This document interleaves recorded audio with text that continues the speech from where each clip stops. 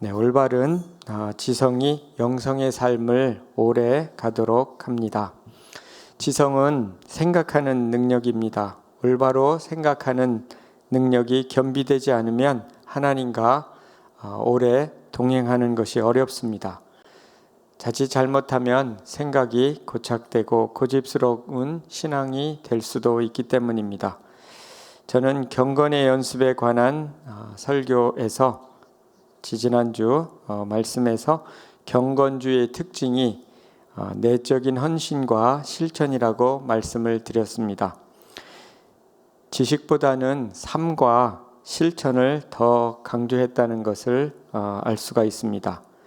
실천적인 삶이 교리 지식에 대한 보증물, 증거라고 그렇게 주장을 했습니다. 이러한 말이 틀린 것은 아니지만 신앙에 있어서 지식을 소홀히 하는 그러한 경향이 있었습니다. 신앙의 경험을 지식보다 중요하게 여기는 그러한 경향이 경건주의자들에게 있었던 것입니다. 그렇게 활발하게 영향을 미치던 경건주의 운동이 18세기 말에 들어서 갑자기 수그러지기 시작했습니다. 그들이 세웠던 경건주의의 보루와 같았던 그 대학교가 있는데 할례대학교라는 학교입니다. 근데 이 대학교가 그 자유주의의 그 물길에 가장 먼저 넘어가는 그러한 일이 있었습니다. 넘어갔다는 말은 학교 내에 자유주의의 신학자들을 용인하기 시작하면서 학교는 급속하게 이제 자유주의화 되어가고 인본주의화 되어갔습니다. 저는 120년 전에 발행된 경건주의 역사에 관한 책을 우연히 발견하고 그 복사본을 이제 갖고 한번 읽어보았습니다. 거기에 보면 재미있는 이야기가 있습니다. 그 당시에 이 경건주의를 공격하던 사람들이 두 부류가 있었습니다. 한 부류는 전통 교단에 있는 신학자들이었고요. 또 한 부류는 이 자유주의 신학자들이었습니다. 인본주의라고 할 수가 있죠. 그런데 그들과 맞서는 이 경건주의의 무기가 뭐였냐면 오로지 성경 말씀과 간증이었다, 이런 이야기가 나옵니다.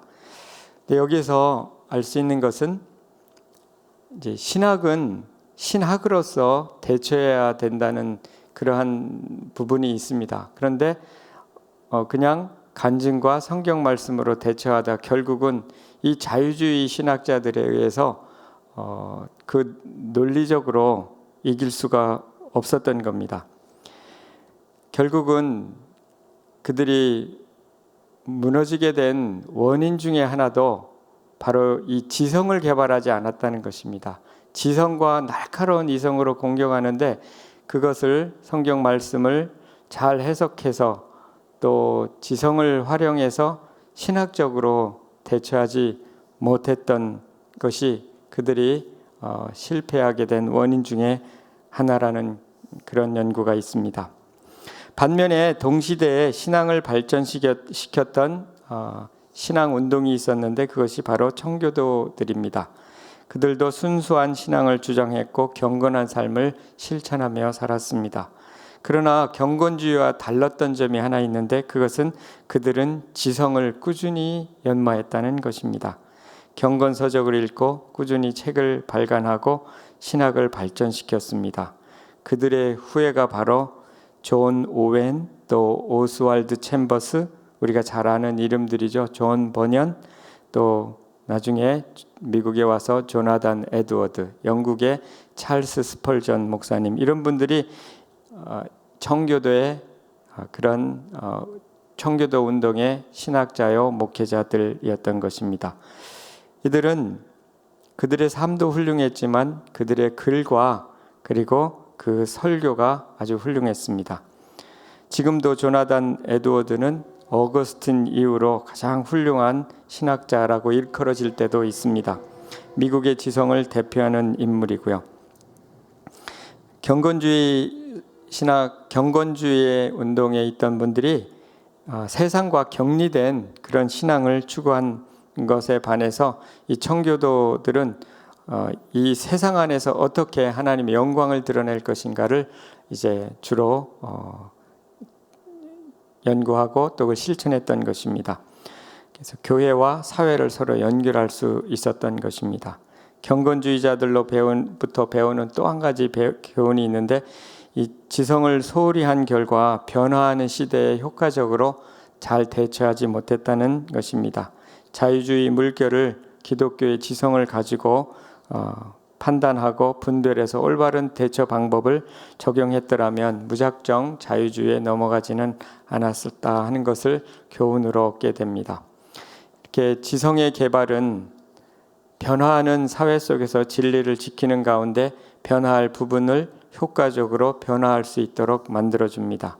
지금과 같이 팬데믹 상황은 우리가 무엇을 지키고 또 무엇을 변화시킬 건가를 잘 분별하도록 요구합니다. 그러기 위해서 우리는 지식을 필요로 합니다.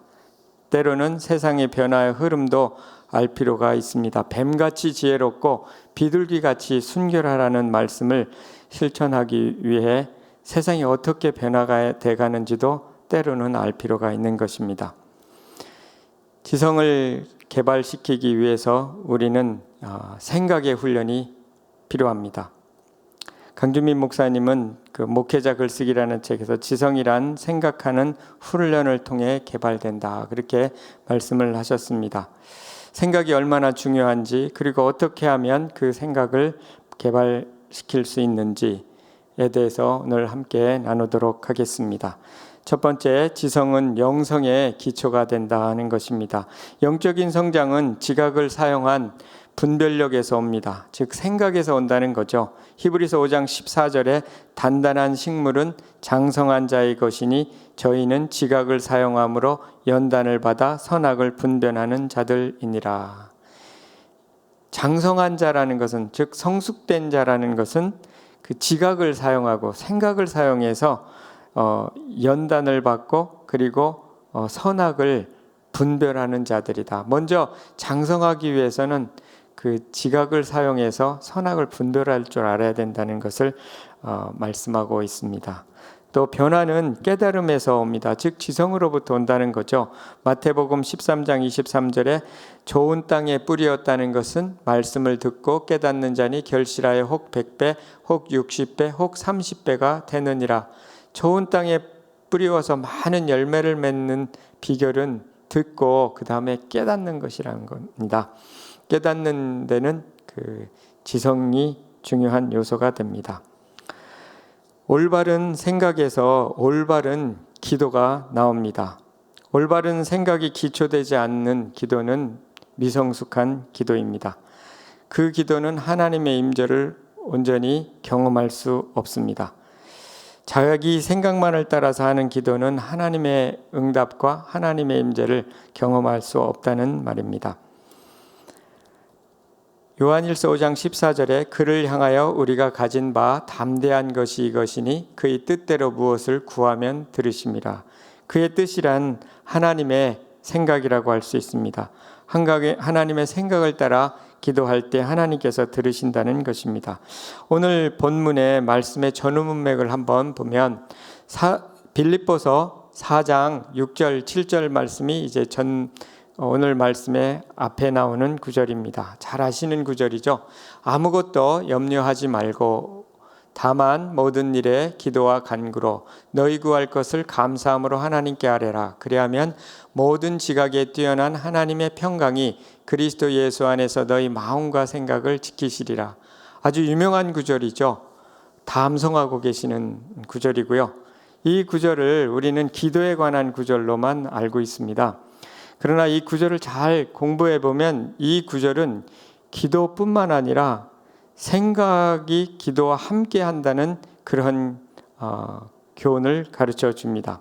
먼저 염려하지 말라고 할 때 염려의 그 헬라어 원어의 원어를 이렇게 추적해 보면 디바이드, 나누어진다는 겁니다. 생각이 나누어졌다는 뜻입니다. 또 한 가지는 전체를 생각하는 것이 아니라는 것입니다. 나누어서 부분으로 만들었다, 이런 뜻입니다. 그러니까 부분적으로 생각할 때는 염려가 온다는 것입니다.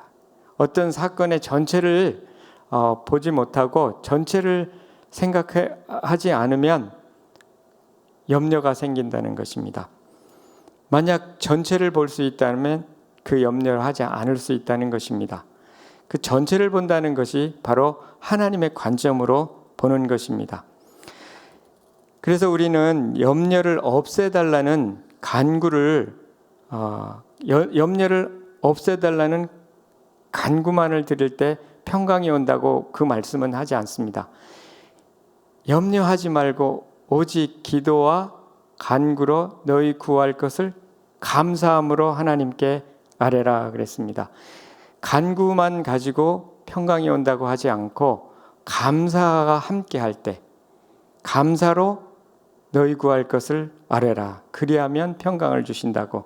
그러니까 우리가 구할 것을 단순하게 간구만 하는 것이 아니라 감사가 있어야지 평강이 온다는 것입니다. 이 감사는 바로 아까 말씀드린 대로 전체를 볼 수 있는 안목이 있을 때 하나님의 눈으로 하나님의 생각으로 생각할 때 전체를 볼 수 있고 그때 감사가 생긴다는 거죠.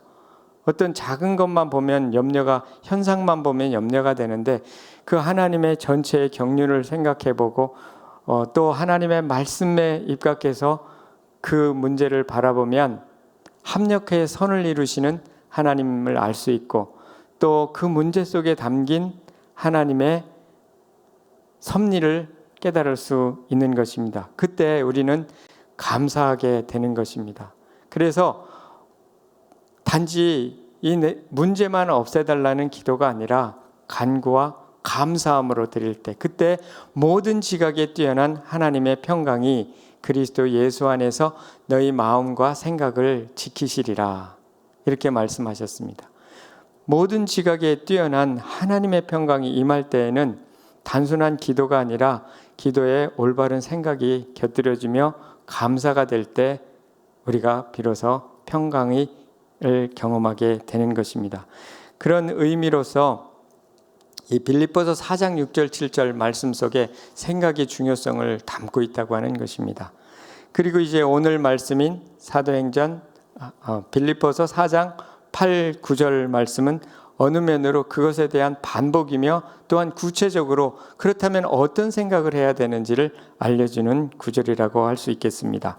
빌립보서 4장 8절 9절 말씀 보면 끝으로 형제들아 무엇에든지 참되며 무엇에든지 경건하며 무엇에든지 옳으며 무엇에든지 정결하며 무엇에든지 사랑받을 만하며 무엇에든지 칭찬받을 만하며 무슨 덕이 있든지 무슨 기림이 있든지 이것들을 생각하라. 너희는 내게 배우고 받고 듣고 본 바를 행하라. 그리하면 평강의 하나님이 너희와 함께 계시리라.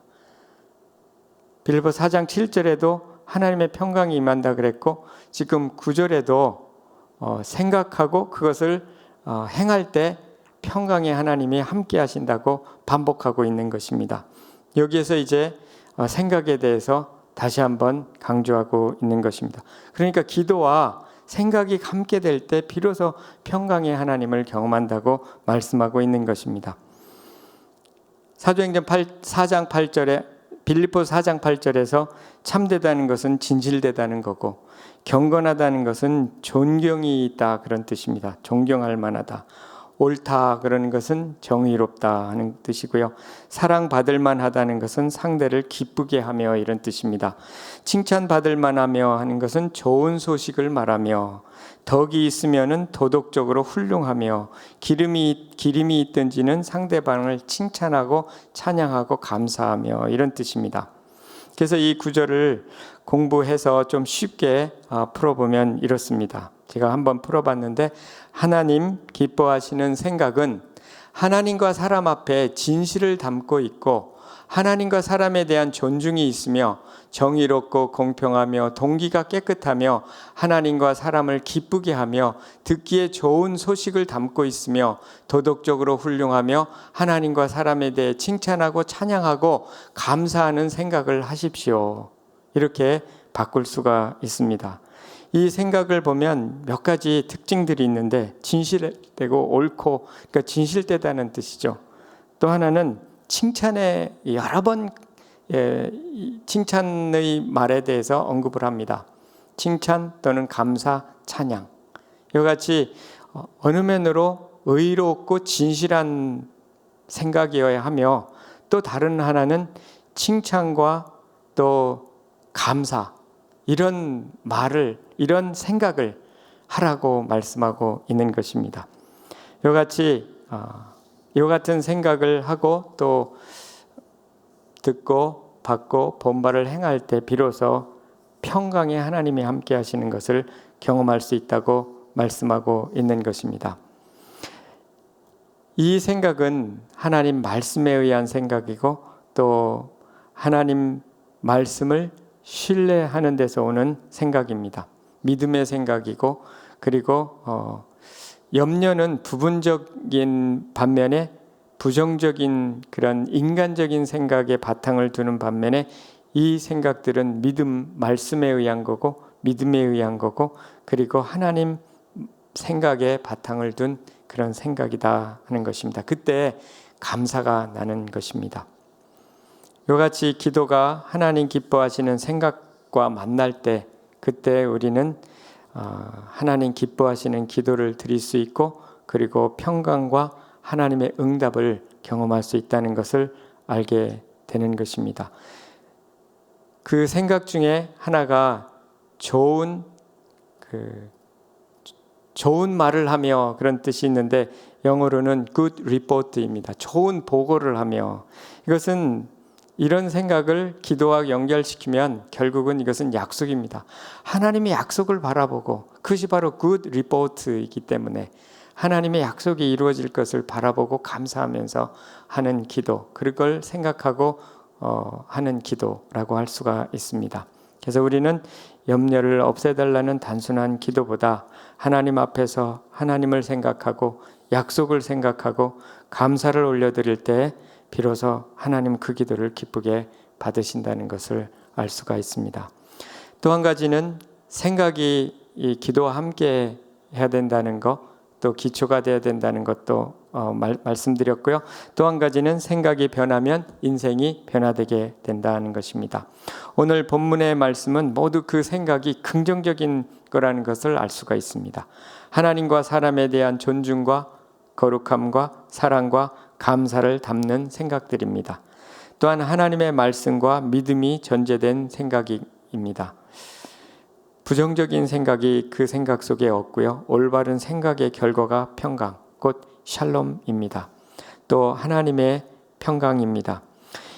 우리 인생의 결과는 결국은 생각의 결과입니다. 예레미야 6장 19절에 보면 땅이여 들으라, 내가 이 백성에게 재앙을 내리리니 이것이 그들이 생각의 결과라. 그들이 내 말을 듣지 아니하며 내 율법을 거절하였음이니라. 그들이 생각의 결과 때문에 패망하였다.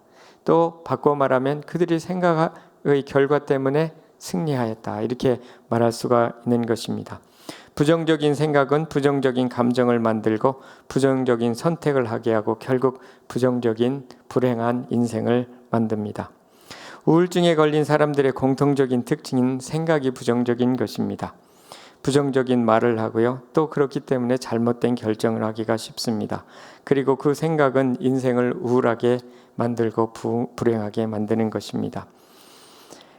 수 애킨스라는 분이 우울증 심리학이라는 데서 이렇게 말했습니다. 우울한 사람들에게 공통적인 점은 무슨 일이 생기면 그건 모두 내 잘못이다. 만약 그녀가 죽지만 않았더라면 나는 그것을 다른 방법으로 했어야만 했다. 모든 일이 잘못되면 어떡하지? 그녀는 나를 정말 증오한다는 식으로 부정적으로 생각한다는 것입니다. 저도 우울증을 경험한 적이 있었는데 항상 부정적인 생각만 했던 것을 기억이 됩니다. 좋은 생각, 자신에 대해서 또 세상에 대해서 사람들에 대해서 긍정적인 생각을 하지 못했던 것 같습니다. 인생이 변화하려면 우리 생각과 말을 바꿔야 된다는 것을 알게 됩니다. 대표적인 예가 이사야 58장의 말씀입니다. 58장 9절에서 11절 사이에 보면 이런 말씀이 있습니다. 이스라엘의 회복에 관한 말씀인데 이 말씀 속에는 기도와 그리고 생각을 바꾸면 그러면 변화될 수 있다는 것을 말씀해 줍니다. 내가 부를 때에는 나 여호와가 응답하겠고 내가 부르짖을 때는 내가 여기 있다 하리라. 이것은 기도에 관한 말씀이죠. 만일 내가 너희 중에서 멍에와 손가락질과 허망한 말을 제하여 버리고 부정적이고 쓸데없는 말, 허망한 말을 제하여 버리고 줄인 자에게 심정을 통하고 괴로운 자의 심정을 만족해 하면, 그런 격려의 말을 하고 사랑의 말을 하면, 이 말은 결국은 생각에서 나오는 거죠. 그런 기도와 그 생각과 말을 바꾸면 내 빛이 흑암 중에서 떠올라 내 어둠이 낮과 같이 될 것이다. 밝게 된다는 거죠. 여호와가 너를 항상 인도하며 마른 곳에서도 영혼을 만족해 하며 내 뼈를 견고하게 하리니 너는 물된 동산 같겠고 물이 끊어지지 않는 샘 같을 것이라. 이렇게 말씀을 하였습니다. 여기도 보면 이스라엘의 회복에 관한 말씀인데 회복에 두 조건이 있습니다. 첫째는 기도입니다. 부르짖으라. 또 한 가지는 말을 고치라. 그러면 이와 같이 밝은 빛이, 하나님의 빛이, 그리스도의 빛이 우리 안에서 떠오르겠다는 거죠. 그리고 물된 동산 같고 물이 끊어지지 않는 샘 같은 심령으로 변화되는데 그 조건이 바로 기도와 그리고 말을 고치는 것. 말을 고치는 것은 결국은 생각을 고치는 거죠. 줄인 자에게 심정을 통하고 괴로운 자의 마음을 만족해 하고 멍에와 손가락질과 허망한 말을 버리고. 그러니까 말을 고치고 생각을 고치면 우리는 변화된 인생을 살 수 있다고 말씀하고 있는 것입니다. 저도 이 두 가지가 같이 가야 된다는 것을 배우는데 시간이 많이 걸립니다. 기도는 했는데 말은 쉽게 고쳐지지 않는 저 자신을 많이 보게 되었습니다. 제가 이렇게 기도하고 그것이 기도한 내용에 대해서 믿지 않고 이렇게 말할 때가 있습니다. 기도해놓고 이것이 이루어지면 정말 기적이야. 이런 식으로 말할 때가 참 많았습니다. 제가 한 번은 이제 중국에 있다가 중국에서 이제 떠나야 되는 상황이 벌어졌습니다. 그래서 갈 방법이 없어서 한 가지 생각난 것은 이제 제가 한국 정부의 장학금을 얻어서 이제 미국에 갈 수 있는 길이 하나 있었습니다. 근데 나이가 40이 다 됐기 때문에 저한테 장학금을 줄까, 또 뭐 여러 가지 그 곤란한 장애물이 생각났고, 그 당시 이렇게 돕고 있던 중국의 형제들이 있었습니다. 다 박사과정이었기 때문에 그때 이제 아내와 같이 미국에 가서 같이 신앙생활하면 좋겠다. 그렇게 해서 이제 기도를 합니다. 우리 같이 가자. 박사 후라고 하는 포스닥을 같이 미국에 가서 하자. 그래서 북경대의 박사과정 한 명하고 졸업생, 청와대 졸업생, 아주 엘리트들이었습니다. 저랑 셋이 같이 기도를 합니다.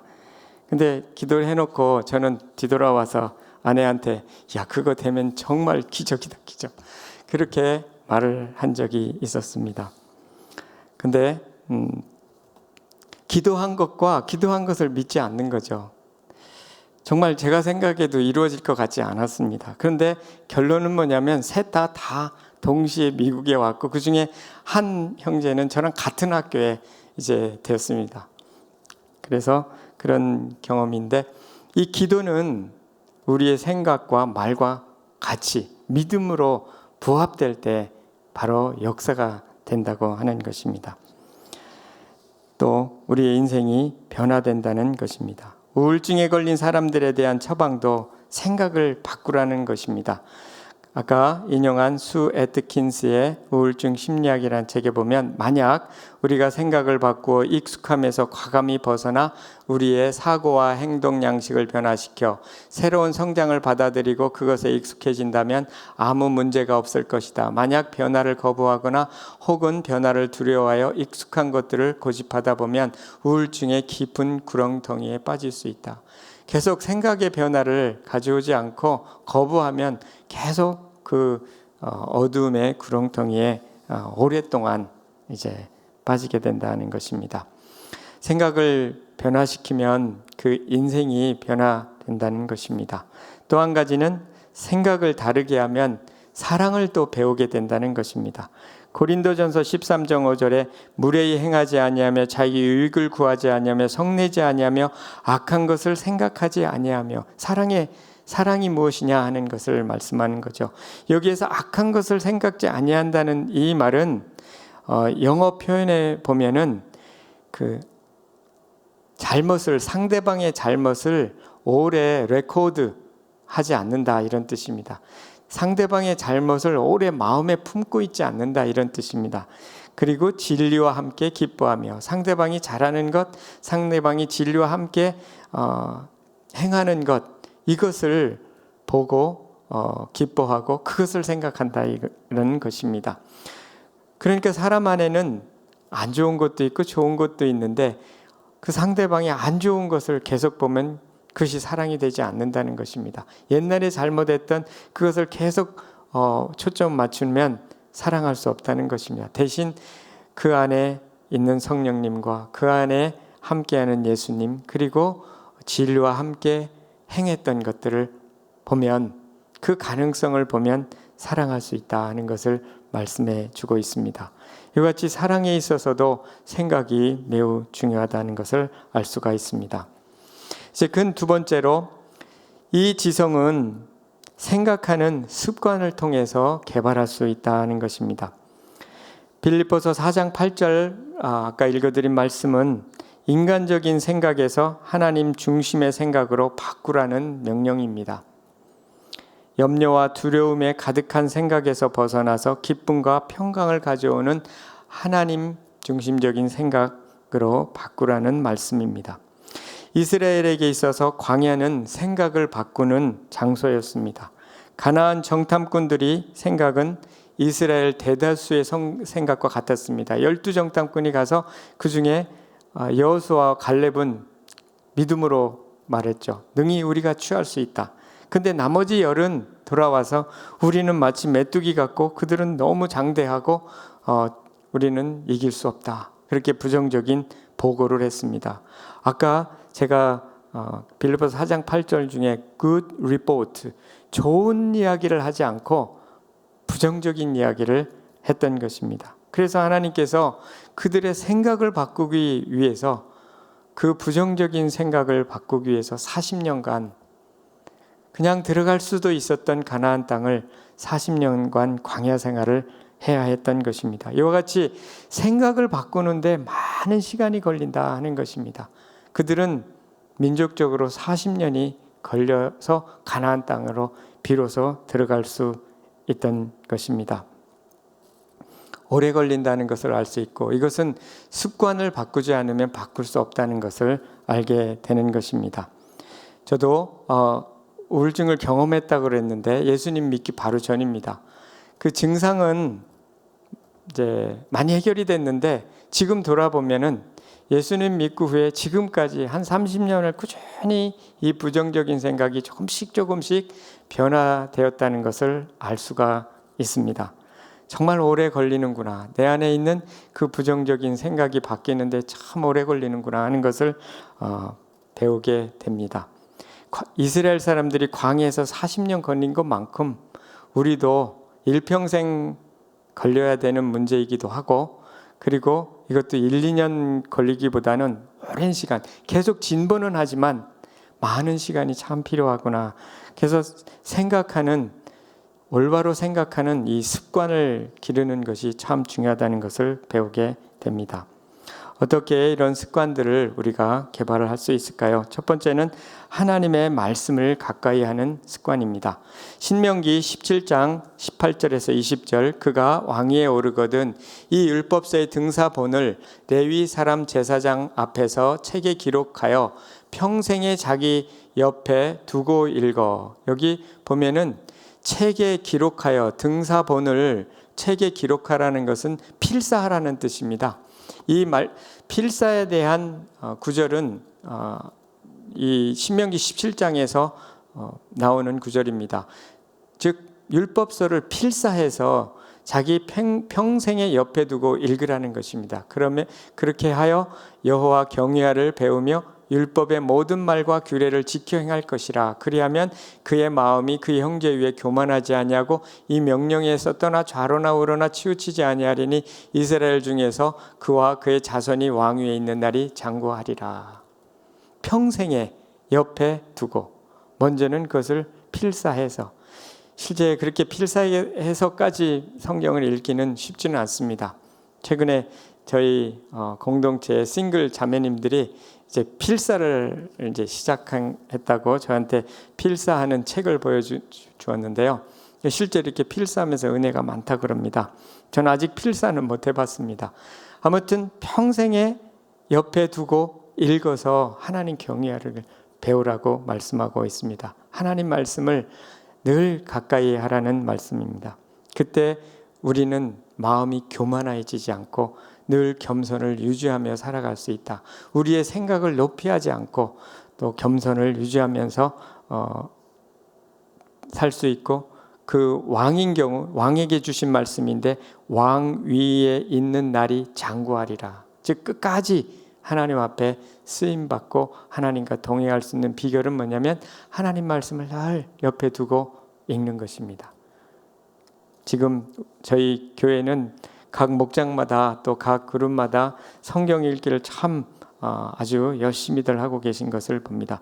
아주 성경적인 것이고요.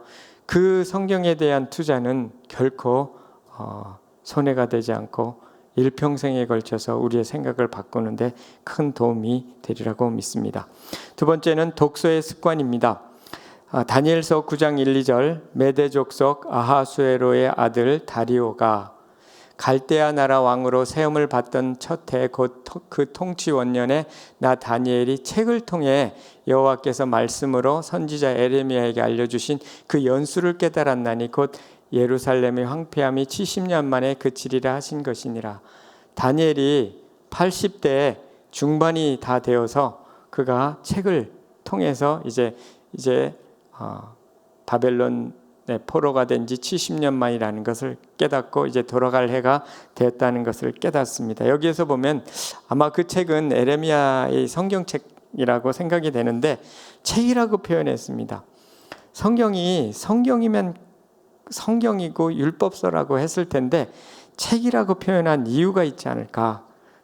그래서 이것은 그냥 일반 책으로 해석을 해도 좋을 것 같습니다. 사도 바울도 디모데후서 4장에 보면 그 디모데에게 책을 가져오라 그러거든요. 그게 성경책 같은데 책을 가져오라 이렇게 이야기하는 것을 보게 됩니다. 이것은 성경에 그 기록된 그 문자도 중요하기 때문에 바로 책이라고 해석해도 틀리지 않다고 생각이 됩니다. 그러면 성경만 읽으면 되지 이렇게 할 수가 있는데요. 우리가 잘못 생각할 수가 있습니다. 성경에 모든 것이 다 있지는 않습니다. 성경에 구체적으로 원리를 얘기해주고 정신을 얘기해주지만 구체적으로 삶에 어떻게 적용할 건가를 다 일일이 말해주지는 않는다는 것입니다. 제가 이 부분에 대해서 큰 도움이 있었던 글이 있었습니다. 그 장경철 교수님의 책 읽기의 즐거운 혁명이라는 책에 나오는 글인데요. 한번 읽어보겠습니다. 잠언 말씀대로 여호와를 경외하는 것은 모든 지혜의 근본입니다. 하지만 기억해야 할 것은 근본이란 여호와를 경외하는 것이 모든 지식의 뿌리와 바탕의 역할을 한다는 것이지 하나님의 모든 말씀이 모든 지식을 대체한다는 뜻은 아닙니다. 이것이 참 중요한 말 같아요. 성경이 지식의 뿌리와 바탕의 역할을 한다는 것이지 하나님의 모든 말씀이 모든 지식을 대체한다는 뜻은 아니라는 것입니다. 근본이라는 것은 하나님을 경외하게 하고 뿌리와 바탕의 역할을 하는 것이지 모든 지식을 대체하는 것은 아니다. 뿌리가 된다는 것은 줄기와 가지에게 수분과 양분을 공급하는 원천이 된다는 것이지 뿌리가 줄기를 대체한다는 것이 아닙니다. 이거 참 맞는 말 같습니다. 뿌리가 줄기를 대체하지는 않는다는 거죠. 성경은 뿌리에 해당하는 것이라는 거죠. 하나님의 말씀으로 일상적 지식을 대체하는 것은 말씀을 섬기는 것이 아니라 말씀을 인간 지식의 원천으로 격화시키는 것입니다. 네, 거기까지만 읽으면 되겠네요. 성경 말씀이 뿌리에 해당하고 또 근본에 해당하고 그리고 하나님을 경외하는 것은 맞습니다. 그러나 줄기까지 다 세세하게 우리에게 줄기에 해당하는 내용까지 가르쳐 주진 않기 때문에 우리가 그것을 경건서적을 통해서 또 사람들의 또 여러 가지 경험이나 또 새로운 생각들을 배우면서 그 줄기에 해당하는 것들을 배워갈 필요가 있는 것입니다. 또 강준민 목사님 목회자 글쓰기라는 책에 마음의 그릇과 정신의 찬장에 좋은 언어를 채워야 합니다. 그런 까닭에 독서가 중요하다. 어휘력이 중요하다. 표현력은 어휘력과 밀접한 관계가 있다. 같은 감정도 어떤 어휘를 사용하느냐에 따라 큰 차이를 만든다. 이 독서가 중요한 이유 중에 하나가 우리 정신의 찬장에 좋은 언어를 채우기 위해서 그렇다 하는 것을 말씀해 주고 있습니다. 이같이 독서가 결국은 따라가줘야 되고 독서가 올바로 될 때 성경도 올바로 해석할 수 있기 때문에 그렇습니다. 계속해서 성경과 그리고 좋은 서적을 같이 함께 읽는 것이 우리들의 생각의 변화에 큰 도움이 된다는 것을 알 수가 있습니다. 세 번째는 글을 쓰는 습관입니다. 글을 쓰는 습관이 읽을 뿐만 아니라 쓸 때에 우리들의 생각을 굉장히 개발시켜주고 지성을 개발시켜줍니다. 이것도 강 목사님의 책에서 인용해 보면 나는 문제가 생기면 일단 글로 적어본다. 때로는 문제 때문에 생길 수 있는 최악의 상황도 적는다. 그 상황까지도 받아들이겠다고 결심하고 그 문제를 하나님 앞에 내려놓는다. 그때로부터 임하는 평안을 경험한다. 아무리 큰 문제도 글로 적어보면 하나님 앞에서 별거 아니라는 사실을 알아차리게 된다. 인생 전체의 시각에서 보면 우리의 문제는 소낙비와 같이 지나갈 작은 고난일 뿐이다. 영혼의 시각에서 우리의 문제는 작은 점 하나에 불과할 수 있다. 글을 쓰다 보면 우리는 문제도 작게 또 여겨지게 될 수 있고 또 글을 쓰다 보면 또 많은 지혜를 얻을 수 있다는 것을 배우게 됩니다. 문제는 글을 쓸 때 읽는 것도 습관이 필요한 것처럼 글도 어떤 자주 써봐야 된다는 것입니다. 그래서 저는 제가 쓸기에 대해서 이제 경험한 바를 말씀드리면 다른 쓰기는 많이 못했어도 일기를 좀 적었습니다. 그래서 제가 어려서부터 있었던 이야기들을 늘 이렇게 틈틈이 적어보았습니다. 그리고 또 우울증 걸렸을 때 그 당시는 못 적었지만 지나고 나서 다 적어놓고 적어놓았습니다. 언젠가 이게 어떻게 쓰일지는 알 수 없었지만 그냥 적어놨습니다. 적어놓고 또 이렇게 삶을 살아가면서 그때그때 일기를 적었습니다. 그리고 또 자녀가 방황할 때에는 약간 의도적으로 일기를 적었습니다. 마음이 어려워서 적은 것도 있고 기도문으로 적은 것도 있고 언젠가 이 적은 것은 쓰일 수도 있겠다는 생각을 갖고 적었습니다.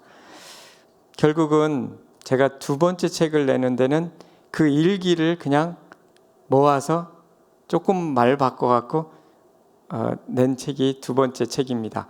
전능자의 기운이 나를 살리시고 라는 책은 일기를 그냥 적어놨던 것을 이렇게 책으로 엮은 것입니다.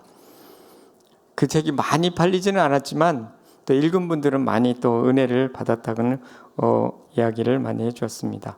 그리고 이제 세 번째 책도 결국은 제가 언젠가 이 일기는 쓰일 수도 있다 이런 생각을 가지고 적었는데 결국 그 책도 일기를 가지고 썼습니다. 참 기록이 중요하다는 것을 배우게 됩니다. 제가 기록의 중요성을 깨달은 게 중에 하나는 또 이런 것이 있습니다. 제가 1년에 한 번씩 은퇴연금이 있습니다. 저도 은퇴연금, 교회에서 주는 은퇴연금이 있고 아내도 병원에서 하는 은퇴연금이 있습니다. 1년에 한 번씩 연말에 각 은퇴연금의 수익률이 얼마인지를 그냥 적어놨습니다. 엑셀에. 10년 하나는 10년, 하나는 15년을 적었습니다. 15년쯤 적고 나서 결론을 내보니까 연평균 복리로 10%가 됐다는 것을 알게 되었습니다. 제가 만약 그걸 적어놓지 않았다면 알 수 없었던 것입니다. 그래서 제가 그걸 보면서 왜 이렇게 높은 수익률이 될까? 그리고 이 높은 수익률을 만들어낸 그 펀드를 이렇게 혼자 찾아봤습니다. 그게 어떤 펀드들이 이루어져서 이렇게 됐구나. 그런 것도 알게 되었습니다. 여기서 배운 것이 아주 많습니다. 그것은 단지 1년에 한 번씩 적어놨던 것입니다. 그것이 저에게는 많은 유익을 주었습니다. 또 한 가지 기록하는 습관이 있는데요. 저는 어디 가서 식당에 가면 그 식당에 간 장소와 이름과 그리고 메뉴를 그대로 적고 누구랑 밥 먹었는지 그것까지 다 적어 놓습니다. 지금 보면 참 많이 있는데 누가 좋은 식당 저한테 물으면 잘 가르쳐 줄 수 있습니다. 작은 거 하나도 이렇게 기록한다는 것이 많은 유익을 준다는 것을 알게 됩니다. 그리고 기록한 것을 다시 볼 때에 많은 것을 생각하게 해준다고 하는 것입니다. 그래서 우리가 틈틈이 아주 정제된 글이 아니더라도 일기나 또는 책에서 읽은 것을 깨달음, 그리고 제가 이제 강 목사님 만나서 책 읽기를 배운 다음에는 읽은 것들을 인용문들을 이렇게 계속 책을 이렇게 적는 것을 배웠습니다. 그래서 지금은 책에 그렇게 적은 것이 수백 개가 되는 것 같습니다. 그래서 저자별로 적고 제목별로 적고 그리고 주제별로 적고 이렇게 하기 때문에 제가 설교할 때 잘 쓸 수가 있고요. 생각할 때도 좋은 재료가 됩니다. 기록하는 것이 우리가 생각하는 것보다 참 많은 유익을 준다는 것을 알게 됩니다. 네 번째는요, 생각하는 습관입니다. 생각한다는 것은 고든 맥도널드의 말에 의하면 생각한다는 것은 위대한 일이다. 마치 잘 단련되고 다듬어진 신체가 경주에서 잘 달릴 수 있듯이 잘 훈련되고 온전히 형성된 지성이 가장 잘 생각할 수 있다. 최선의 사고는 모든 피조물을 통치하시는 왕 대신 하나님을 경외하는 마음으로 할 때 비로소 가능하다. 가장 좋은 생각은 하나님 경외하는 마음으로 하는 생각이다. 그리고 생각한다는 건 참 위대한 일이다. 글을 읽고 쓰고 그리고 또 생각해 보는 거죠. 우리는 묵상에 대해서 자주 배웠습니다. 그래서 우리 교회는 또 묵상을 굉장히 강조하는 교회고요. 묵상이라는 것이 결국은 생각하는 거죠. 하나님 말씀을 묵상하고 나의 삶을 묵상하고 서로 연결시키고 그리고 적용하고 하는 이런 것을 의미합니다. 이같이 생각을 한다는 것, 그것도 습관이 필요하고 묵상의 습관이라고 할 수가 있습니다. 때로는 사색의 습관이라고 할 수도 있죠. 이 같은 우리가 읽고 쓰고 한 것들을 생각해보고 또 반추해보는 그런 것을 통해서 우리의 생각이 변화되는 것을 알 수가 있습니다. 다섯 번째는 평생 학습의 공동체와 함께 학습하는 습관입니다. 두 사람이 한 사람보다 나음은 그들이 수고함으로 좋은 상을 얻을 것입니다. 혼자 이 성경을 읽기가 참 어렵습니다. 지금 이제 아카데미도 그렇고 또 각 성경 공부 그룹도 보면 이제 소그룹이 나눠져서 성경 읽고 할렐루야를 이렇게 다 하죠. 근데 그것 때문에 영혼이 살아난 분들이 참 많이 있습니다. 혼자 성경 읽기를 하기 어려운데 이렇게 시스템성에서 같이 하니까 지금 한 그룹은 저는 지금 아카데미 시작해서 지난 11월 달에 시작해서 이 과정을 마쳤는데요. 한 그룹은 스몰 그룹 리드를 하시는 인도하시는 권사님이 벌써 삼독제를 하셨습니다. 그러니까 인도제가 삼독을 하니까 그 그룹 안에 있는 분들은 대부분 또 이독을 또 다 하셨더군요. 그러니까 성경을 그렇게 많이 읽는 그런 함께 하니까 읽을 수가 있는 거죠. 또 우리 교회는 독서 지도반도 있고 독서 클럽도 있고 목회자들 늘 화요일마다 이렇게 책을 일주일에 한 권씩 읽고 나누는, 저도 이것이 없었으면 책을 읽었을 것 같지가 않습니다. 그래서 이런 분위기 속에서 계속해서 함께 학습하는 습관을 물들여갈 수 있습니다. 첫 번째는 생각에 대한 복리의 비전입니다. 이 생각이 결국은 어떤 유익을 가져오는가에 대한 비전이 필요한 것입니다. 저는 지금 계속해서 습관을 강의하고 설교하고 있습니다. 그것은 복리하고 관련이 되어 있습니다. 경건에 이르는 습관, 또 육체의 습관, 그리고 오늘은 생각의 습관, 이런 것들이 계속 쌓여가면 뒤에 가면 그 유익이 아주 커진다는 뜻입니다. 강 목사님께서 목회자 글쓰기에서 생각의 근육이 강해지면 생각하는 것이 즐거워진다. 또한 정확하게 생각하고 표현할 수 있는 힘이 생긴다. 생각이 좀 어렵지만 계속 생각하다 보면 그 생각이 즐거워지고 또 쉬워지고 즐거워지기까지 한다는 것입니다. 그리고 표현할 수 있는 힘이, 그러니까 점점 좀 쉬워지고 그리고 거기에서 오는 유익이 아주 커진다는 것이죠. 점점 또 새롭게 관련을 맺어갈 수 있는 것입니다. 그래서 저는 제가 첫 번째 경건의 연습이 만드는 경건의 습관이 만드는 풍성한 은혜, 경건의 습관을 30년 정도 실천해 보았습니다. 뒤돌아보니까 30년이 좀 더 됩니다. 제가 이렇게 결론을 내립니다. 경건의 습관, 말씀과 기도의 습관 30년이 무엇을 가져왔는가? 저의 영성을, 저의 영성을 30배 증가시켰다. 30년 동안 30배 증가시켰다. 육체의 연습을 제가 그래도 한 20여 년 했습니다. 20여 년 뛰고 또 음식은 뭐 최근에 한 거지만 근데 운동도 하고 육체의 연습을 꽤 했습니다. 20년 했습니다. 제 육체의 건강이 그 전보다 20배 증가됐습니다. 거짓말 안 치고 20배 좀 증가된 것 같습니다. 제가 노래를 한 5년 했는데요. 5년은 안 한 것 같은데 노래를 부르면서 저에게 함께 찾아온 것은 감성의 개발입니다. 이 감성의 개발이 노래를 한 횟수만큼 5배 증가됐다 스스로 이렇게 평가합니다. 뭐든지 이렇게 계속적으로 하면